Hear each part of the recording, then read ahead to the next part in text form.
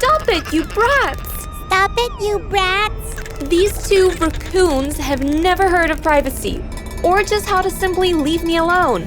Forever. Rebecca and Hallie were 7 and 5. I'm 10, so I'm the adult here, right? That morning, I was blissfully sunbathing near the pool when these two horrible girls drenched me with their stupid super soakers.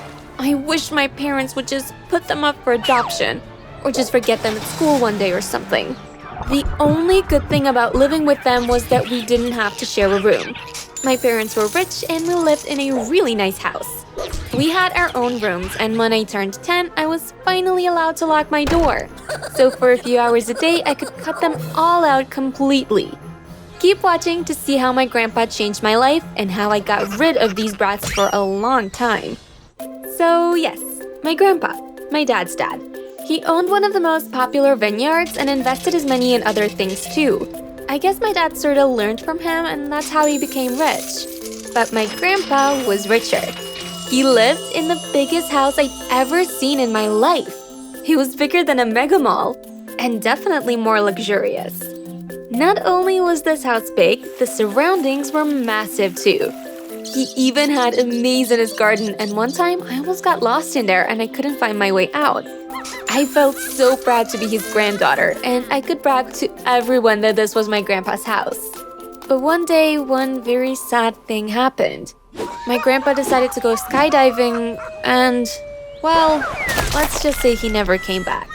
My dad was called to the reading of his will, and when he came back home, he looked confused. He called us all to a family meeting. Well, as you know, my dad had a huge fortune. All of us will inherit some of it, but it seems that Kimi was his favorite. What do you mean, Dad? Well, he left his house to you. What do you mean? Now you're the owner of his mansion. What? The whole thing? Yes, dear. My mom and annoying sisters stared in disbelief. Wow! I was now the owner of a mansion. Well, Dad, I think it's about time I had more independence. When can I move in? Young lady, you always make me laugh. You can move in when you're 18. No, come on! Well, maybe you should just let her do what she wants. Maybe she can try to live there for a week, and if she likes it, she can stay a little longer. Besides, there are over 30 members of staff working there. They can keep an eye on her. Wow, Mom, you're so smart. Dad, did you hear that? So I can move out, right? Fine, Kimi. Can we come? Yeah, we're coming. No! I went straight to my room, packed a bag of my favorite things, and asked my dad to drive me to my grandpa's house. Already? Yeah. No, we'll leave tomorrow morning. I nearly threw a tantrum, but I went back to my room and I locked the door. The next day, we arrived at my grandpa's, well, my mansion. The butler was already waiting for me at the door. Good day, Miss Kimi. You have 45 different bedrooms to choose from. I'm sure you'll pick the perfect one. Hello, Gregory. Well, I can just sleep in a different one each night until I make up my mind. Could you ask the cooks to make lots of pizza for lunch? Thanks. I waltzed up to the huge staircase and danced through the hallways, opening up every single room in the building. All the bedrooms were huge, but in addition to those, there was a games room, bowling room, a huge home theater, sauna, a gym, and a library. My dad stayed to talk to the staff for a while and then he left. They wondered why he was so comfortable leaving me alone, but he explained to them that I was different and that I had to have everything done my way. Yes! Liberation from my two stupid, horrible, annoying raccoon sisters. You know what sucked though? I still had to go to school. The next day, Gregory woke me up when it was time and then he brought me a wonderful breakfast in bed. After that, Lola, my new assistant, came to help me choose an outfit for school. Then the driver, Peter, drove me to school in one of my late grandpa's expensive cars. I don't know much about cars, but I do know that everything he drove cost a lot. On the way to school, I got a bright idea. Why don't I use my new fortune to my advantage? I can become the most popular girl at school if people knew this is my house. Hey Peter, can we stop at the printing shop real quick?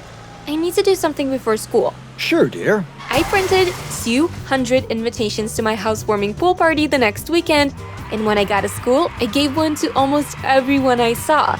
I became an instant sensation, and with the help of my 30 employees, my party was a blast. I didn't even allow my family to come. I obviously couldn't have my little sisters ruining everything, if you know what I'm saying. For the next month or so, my social life at school improved a lot. Everyone wanted to hang out with me or come to my mansion to chill out. My parents would come to check on me every once in a while, but when they realized I was doing just fine on my own, they stopped behaving like helicopter parents. So that's it. All's well that ends well, and the story is over. Yay! No. Things just started to get weird in that house. And when I say weird, I mean really weird. I have a really good memory, and I always remember where I put stuff. But one day, my things just started go missing. For example, I'd put my backpack down on the table, turn my head, and when I turned back, it would be gone. This happened with so many things: my shoes, my computer, my tennis rackets. I started to think I was losing my mind, but that couldn't be it. Maybe someone was playing a trick on me. Then I started to hear noises in the night. Now, although I'm 10, I'm not a scaredy cat, okay? I never believed in ghosts or monsters or aliens or any of that stuff. But every night, I started waking up to a very startling noise. Once there was the sound of a wolf howling. Then another night, I heard a baby crying loudly. I looked everywhere for the baby, but it was nowhere to be found. Then one night, I heard some weird beeping noises. It was awful. I started to watch the staff suspiciously because I wondered if they were up to something. First, I followed Gregory around, but I made sure that he had no idea I was behind him. But he just continued his boring butler life and did nothing particularly interesting. So I changed my target. I decided to follow Lola. After she picked my outfit for school one day, I pretended to go to school, but I told the driver I was staying home, and I snuck back inside. First, Lola seemed to be quite ordinary. She watched TV for a while and then played a game on her phone. But then I saw her go into the kitchen when no one was looking. She opened the fridge and pulled out a huge container of something. She opened it, pushed her hand inside, and put something big and black in her mouth. I looked closer and then nearly fainted because I was so shocked. It was a bat! She ate it all up, closed the container, and put it back in the fridge. I watched her walk away, then went to the fridge to check for myself. I opened the fridge, then the container, and I saw a whole bunch of bats in there. Why were there bats in my fridge? Why was Lola eating them? This made absolutely no sense. Was I in a dream? Was I losing my mind? I ran around the house looking for Gregory to tell him what I saw, but when I finally found him, he was in the home theater sitting seriously looking at a purple screen. It was almost like he was in a trance. In fact, his eyes even turned green. You probably think I ran straight out of that house to stay with my parents, but I just went to my room and fell asleep. I was convinced that something was wrong with me, and there was no way I was going to go anywhere near my annoying little sisters. Anything was better than that. I thought that if I just had a nap, I'd wake up and everything would be normal again. Do you think it was? It wasn't. I woke up later and decided to go sit by the pool to clear my head a bit. But guess what? The pool wasn't there. How exactly does an entire pool disappear? I have no idea. I ran inside to scream to anyone who would listen. Gregory, where is the pool? Pool? We never had a pool here. Yes, we did. I invited all of my friends over here, remember? We had a pool party. How does a pool disappear? Are you okay, Miss Kimmy? Am I okay? You're all totally nuts here. I went back to my room and started crying. These people were crazy, and something was definitely wrong with this house. I knew I had to leave, and I had to leave quick. I was so consumed with my thoughts that I fell asleep until the next day.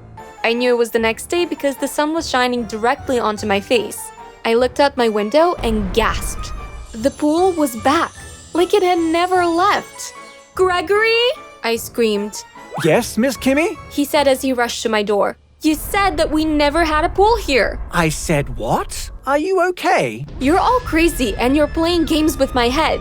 No, we're not. I don't know what you're talking about. We've always had a pool. And did you know that Lola eats bats? Do you catch them for her? What are you talking about? I want to go home right now. But you are home. To my parents' house. Okay, fine. I'll get the driver to take you there right now. He looked really confused and sort of like I'd hurt his feelings.